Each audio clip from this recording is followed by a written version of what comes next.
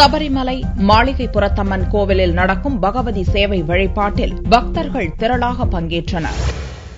சபரிமலை மாளிகைப்புறத்தம்மன் கோவிலில் நடக்கும் பகவதி சேவை வழிபாடு தேவிக்கு நடக்கும் முக்கிய வைபவம். கோவில் வளாகத்தில் அரிசி மாவு, மஞ்சள் பொடி மற்றும் வண்ணப் பொடிகளால் அமைக்கப்பட்ட மாக்கோலத்தின் நடுவில் விளக்கு வைக்கப்பட்டு அதில் 5 திரி போட்டு நெய் ஊற்றி தீபம் ஏற்றப்படுகிறது. பின்னர் தேவி வழிபாடு நடத்தப்படுகிறது. மேல்சாந்தி மனோஜ் நம்பூதிரி தலைமையில் 7 பூஜாரிகள் அமர்ந்து தேவி மந்திரம் கூறி பின்னர் தீபாராதனை நடத்தினர். இந்த வழிபாட்டில் கலந்து கொள்வதால் சிறப்பான வாழ்வு அமையும் என்பது பக்தர்களின் நம்பிக்கை.